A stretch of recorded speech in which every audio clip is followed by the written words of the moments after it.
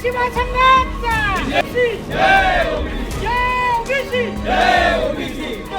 वही देश पे राज करेगा, ओबीसी की बात करेगा, वही देश पे राज करेगा। त्या सवलतीचा फायदा घेऊन अर्ज करतील तर त्यांची पुढे मात्र नियुक्ती सुद्धा ओबी त्या राखीव कॅटेगरीमध्ये होईल। SC ST OBC मध्ये ओपन मध्ये तो कॉम्पीट करू शकणार नाही, ह्या चुकीचा आहे।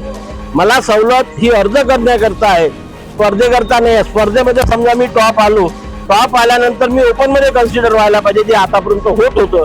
तीच प्रथा यापुढे सुद्धा सुरू राहावी याकरता 14 मे 2026 कॅबिनेट निर्णय सरकारने त्वरित रद्द करावा, स्थगिती नाही रद्द करावा आणि तशा प्रकारचं परिपत्रक जाहीर करावं। या दोन प्रमुख मागण्या आहेत। बाकीच्या मागण्या राज्य सरकार आणि केंद्र सरकारकडे आम्ही वारंवार मांडलेल्या। SC ST VJNT आणि SBC राखीव संवर्गातील सर्व लोकांचा आज हा महामोर्चा चंद्रपूरमध्ये होऊ घातला आहे आणि या मोर्चाची दोन मागण्या मुख्य आहे। पहिली मागणी आहे की जी केंद्र सरकार जातनिहाय जनगणना करीत आहे त्या जातनिहाय जनगणनेमध्ये पहिल्या टप्प्यात OBC कॉलम नव्हता, दुसऱ्या टप्प्यात OBC कॉलम राहील असं आश्वासन दिलं।